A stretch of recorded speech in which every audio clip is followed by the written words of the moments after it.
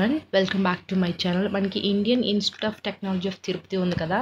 So ఇందులో మనకి ఏంటంటే ప్రాజెక్ట్ అసోసియేట్ ఉంటాయి కదా కొన్ని జాబ్స్ రోల్స్. సో అవైతే వీళ్ళైతే రిలీజ్ చేశారు.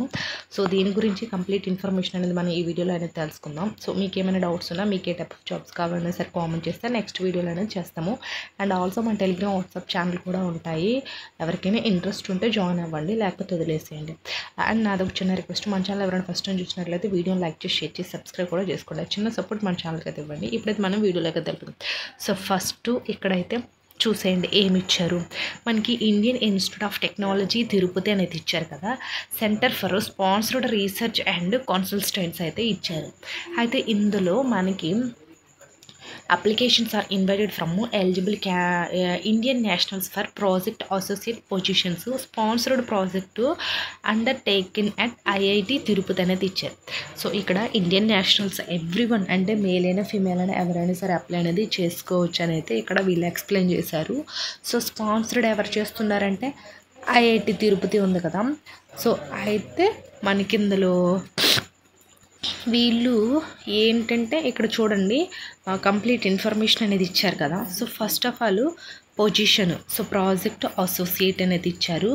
ఎడ్యుకేషనల్ క్వాలిఫికేషన్స్ ఏంటంటే any graduation with above, so మనకి 75% అనేది ఉండాలి. అండ్ ఆల్సో మనకి ఇది ఎస్సీ ఎస్టీ వాళ్ళకి ఉంటారు కదా, వీళ్ళకి ఒక 50% అయితే సరిపోతుంది. అండ్ ఓబీసీ వాళ్ళకి ఏంటంటే 60% ఇలా ఉండాలి.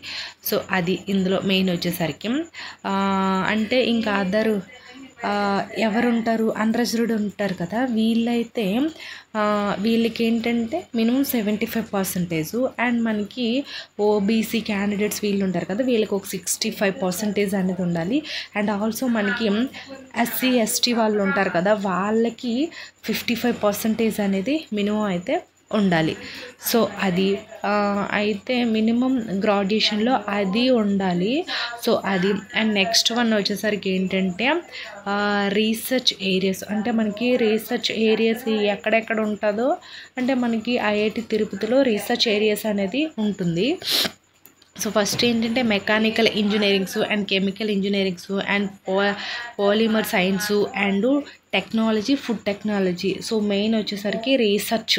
సో ఇవి రీసెర్చ్లో అంటే మనకి వీటిల్లో వర్క్ అనేది ఉంటుంది మనకి. సో అది. అండ్ నెక్స్ట్ వన్ వచ్చేసరికి ఏంటంటే స్పాన్సరింగ్ ఏజెన్సీ. సో మనకి ఈ వర్క్ అనేది వేరే వాళ్ళు స్పాన్సరింగ్ అనేది చేస్తారంట. సో అది ఏంటనేది చూద్దాం ఇక్కడ. సో ఫస్ట్ స్పాన్సరింగ్ ఏజెన్సీ వచ్చేసరికి ఏంటంటే department of science and technology, DST అంట, వీళ్ళు స్పాన్సరింగ్ అనేది చేస్తారు. అయితే ఫస్ట్ రిక్వైర్డ్ పొజిషన్స్ వచ్చేసరికి ఏంటంటే ప్రాజెక్ట్ అసోసియేటెడ్ 2 రిక్వైర్డ్ పొజిషన్స్ అంట. అండ్ ఆల్సో మంత్లీ మనకి పర్ మంత్ రెమ్యునరేషన్స్ ఎంత 25K పర్ మంత్ రెమ్యునరేషన్స్ అనేది ఉంటుంది. అండ్ ఆల్సో మనకి ప్రిన్సిపల్స్ ఇన్వెస్టిగేషన్స్ అంటే మనకి ఇన్వెస్టిగేటర్ ఎవరంటే డాక్టరు మిమల రవిశంకర్ అనేది ఇతను మనకి ఎవరు ప్రిన్సిపల్ అంటే దీన్నంతా మనకి ఇంటర్వ్యూ చేసేటప్పుడు వీళ్ళైతే చేస్తారంట.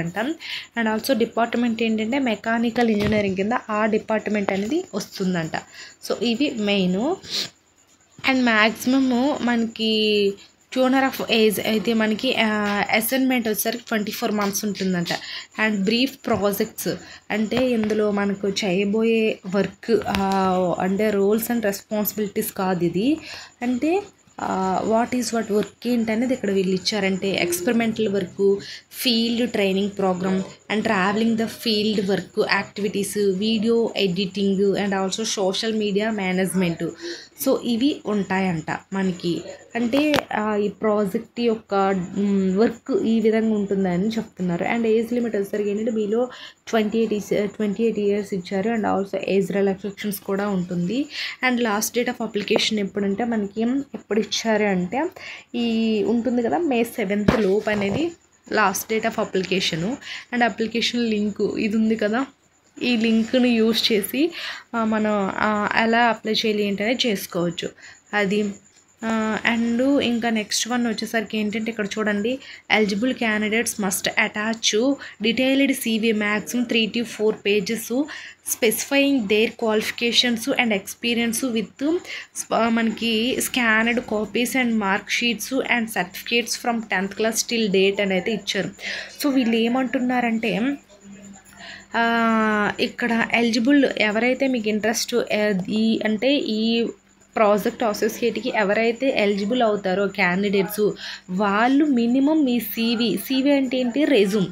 సో ఆ రెజ్యూమ్ అనేది మీకు మినిమం 3 to 4 pages అనేది ఉండాలంట. అంటే కంప్లీట్ ఎవ్రీథింగ్ కూడా, మీ ఎడ్యుకేషనల్ క్వాలిఫికేషన్ ఏంటి, ఇంతకుముందు మీరు ఎంతవరకు ఇంకెక్కడైనా జాబ్ చేశారా, మీ అడ్రస్ ఏంటి, మీకు ఏం నాలెడ్జ్ ఉంది, ఏ వర్క్లో అయినా సరే టాలెంట్ ఉందా, సో మీకు బేసిక్ కంప్యూటర్ నాలెడ్జ్ వచ్చా, బేసిక్ కమ్యూనికేషన్ స్కిల్స్ ఇంగ్లీష్ ఇలాంటివంతా వచ్చా, ఎవ్రీథింగ్.